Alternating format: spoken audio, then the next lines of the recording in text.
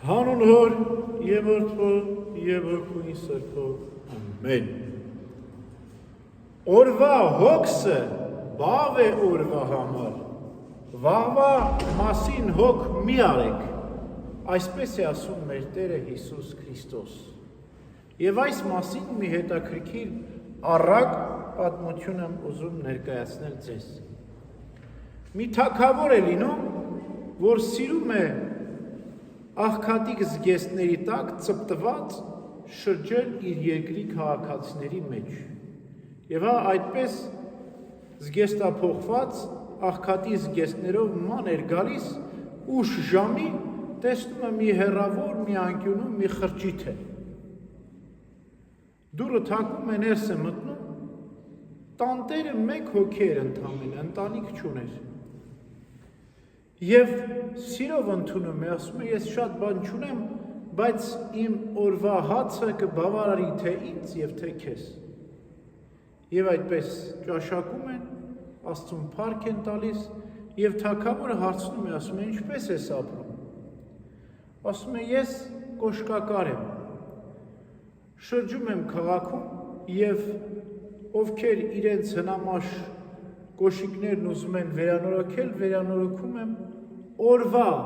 ապրուստը հոգում եմ և միշտ ինչ-որ մի հյուր էլ ընդունում եմ, կերակրում եմ սիրով։ Եվ այդպես ապրում են օրվա ապրուստով, այդպես է իմ կյանք։ Թագավորն ասում է, իսկ եթե վաղը երկրի տիրակալը, թագավորը, արգելի մայրաքաղաքում կոշիկ կարելը, ինչ կանես։ Ասում է, վաղվա Տերն Աստված է, մի բան կանենք։ Եվ հաջորդ օրը թագավորը հրովարտակ է հռչակում, որ մայրաքաղաքում արգելվում է կոշկակարներին կոշկակարություն անել։ Եվ այս մարդը, երբ կարդում է հրովարտակը, ասում է, ինչ անեմ։ Կուժը վերցնում է ուսին, սկսում է ջուր վաճառել։ Ամբողջ օրը վաճառում է, վերջացնում է, կրկին իր օրվա ապրուստը վաստակում է, գալիս է տուն և թագավորը նորից այցելում է այս մարդուն։ Եվ նորից հյուրասիրում է թագավորին։ Ասում է, դու տեսար թագավորի հրամանը, ասում է, այո, թագավորները շատ տարօրինակ հրամաններ են արձակում, թե ինչու չի կարելի կոշկակարություն անել, չհասկացա։ Բայց այսօր էլ ջուր վաճառեցի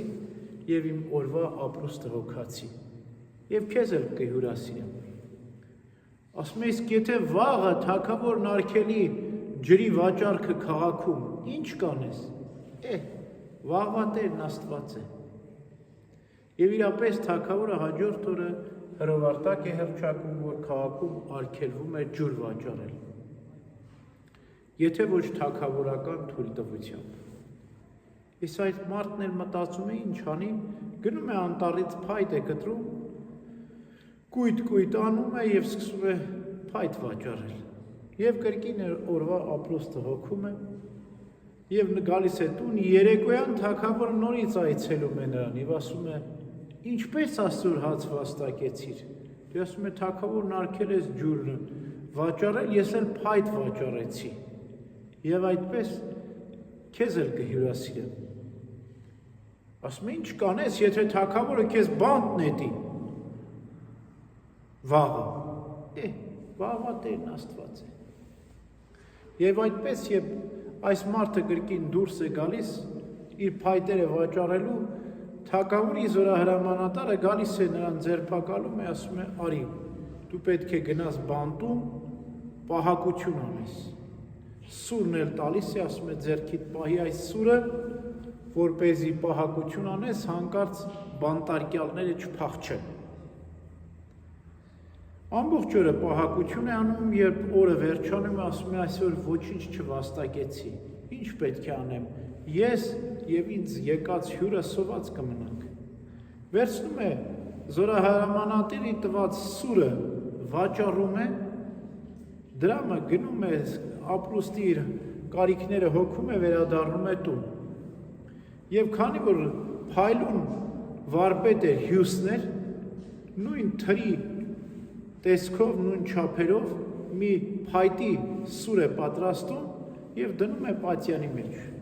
Այդ երեկո թագավորը նորից նրան այցելում է և ասում. այսօր ինչպես փող վաստակեցիր, դե ասում է այսպես, սուրը վաճառեցի, փող վաստակեցի, ասում է, բա որ վաղը քեզ թագավորը հրամայի, որ բանտարկյալին պետք է գլխատես, ինչ պետք է անես։ Վաղվա Տերն Աստված է ասում։ Եվ գնում է բանտը զորահրամանտանին ներկայացնում է, ասում է, այսինչ բանտարկյալին դու պետք է գլխատես, ասում է, ոչ, ես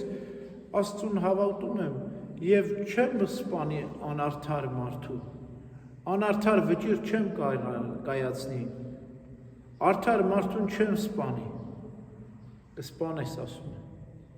Եվ այդպես հրապարակում հավաքվում են բոլորը, թագավորն իր գահին բազմում է, և այս մարդը մտածում է, ասում է, ինչ անեմ, ոնց փրկվեմ, ես չեմ ուզում արդար մարդու արյուն թափել։ Ծնկի է գալիս հրապարակում և աղոթում է, ասում է, Տեր Աստված, եթե այս մարդը արդար է, թող իմ սուրը երկաթյա փայտ դառնա, և եթե մեղավոր է, թող իմ սուրը երկնքում արեգակի տակ փայլի և նրա գլուխը կտրի։ Եվ այդպես էլ լինում է, սուրը հանում է երկնքում, տեսնում են փայտի սուրը, չի փայլում արեգակի տակ։ Բոլորը ուրախանում են, ասում են, փառք Աստծո, որ այս մարդը արդար էր և նրա գլուխը կտրել պետք չի։ Եվ թագավորն է նույն պահից գահին իջնում է, ասում է, ճանաչեցիր ինձ, ասում է։ Այո, ասում է, դու ես թագավորն ապրած կենը։ Այո, ասում է, քեզ փորձեցի և քեզ արդար գտա, և իրապես, քանի որ դու ապավինեցիր Աստծուն և քո Աստվածը բոլոր փորձություններից քեզ փրկել, ես ուզում եմ դարձնել քեզ իմ խորհրդականը։ Եվ այդպես դարձնում է իր խորհրդականը և այսուհետ երկուսով իմաստուն թագավորը և իմաստուն խորհրդականը իմաստությամբ ղեկավարում են այդ երկիրը։ Մենք էլ այս առակ պատմությունից դաս անենք մեզ համար, որ ինչ նեղության ու դժվարության մեջ լինենք, վաղվա Տերն Աստված է։ Ամեն։